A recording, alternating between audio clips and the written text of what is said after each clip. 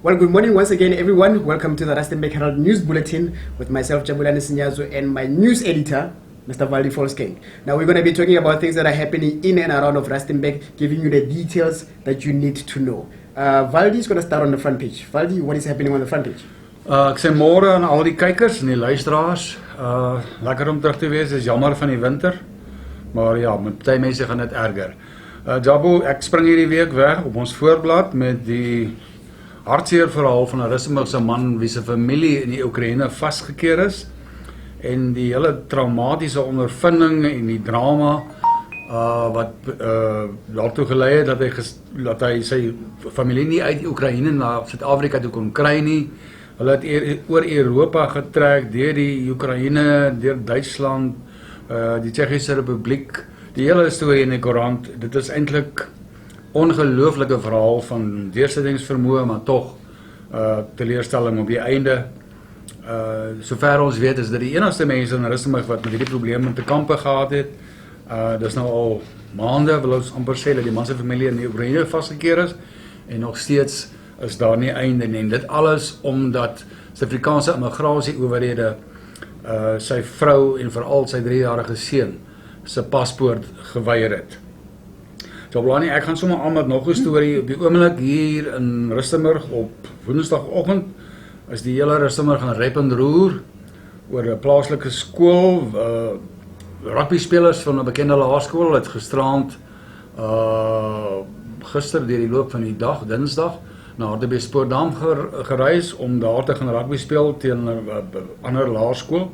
Op pad terug het die bus in probleme ingehardloop, die bus het sy wiele verloor, groot ongeluk veroorsaak, bus het omgeslaan, baie kinders is beseer, party van hulle baie ernstig.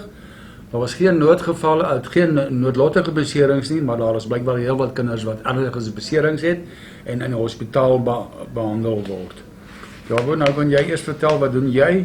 That's wonderful. At least there were no fatal injuries on that accident. Moving right along, on Saturday, the 28th of May, this coming Saturday, the SPCA will be having their book sale. Now, it's going to be taking place at Safari Gardens Center.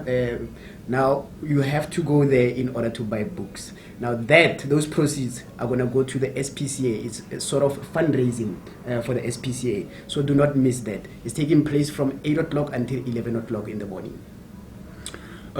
Jabulani, mense wat 'n geruime tydjie in Rustenburg woon sal weet van die Andrea Venter moordsaak wat nou al jare lank sloer. Kollega Christel Wessels hanteer hierdie storie. Hierdie week is daar 'n bietjie van 'n wending, omdat ons kan sê daar was 'n hofsaak, die man is aangekeer uit reg gestaan op moord. Getuienis is geroep, die saak is behoorlik onder die vergrootglas geneem en nou wag ons vir uitspraak wat in Junie gaan plaasvind.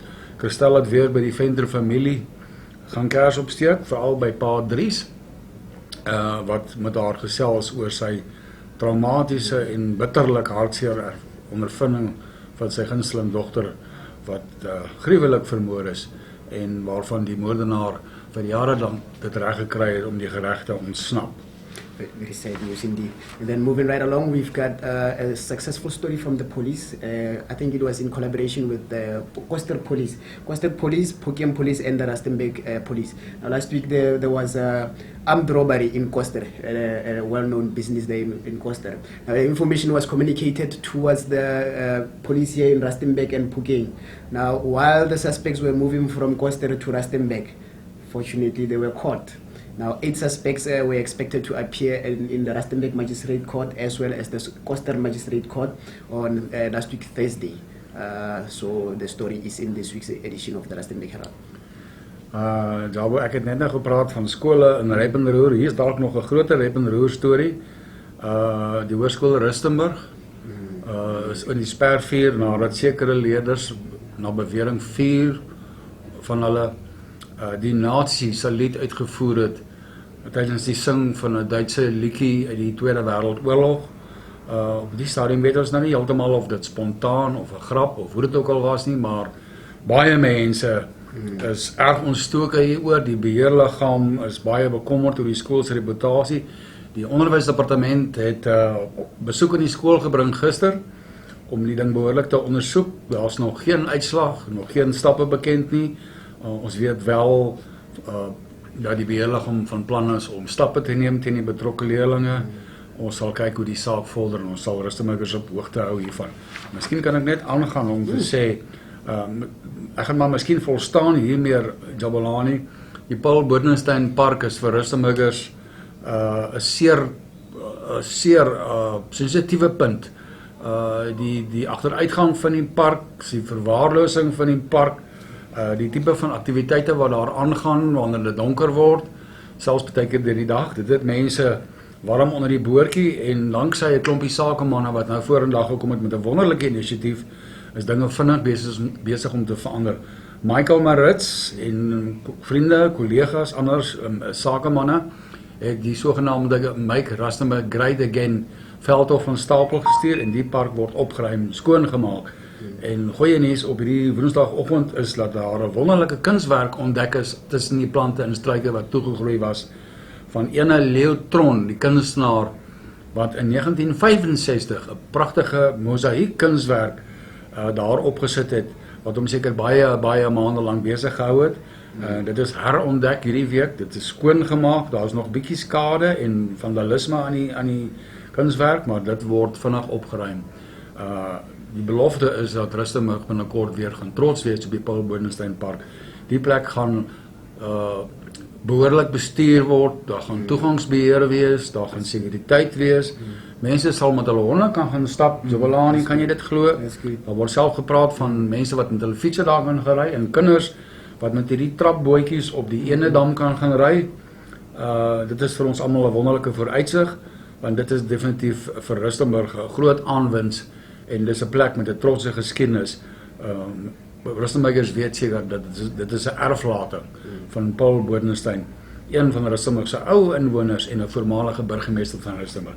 So Jabulani, ek het nou vanmôre baie gepraat, maar ek gaan daarmee volstaan en vir jou weer 'n kansie te gee. Okay, let me just hit two stories at the same time.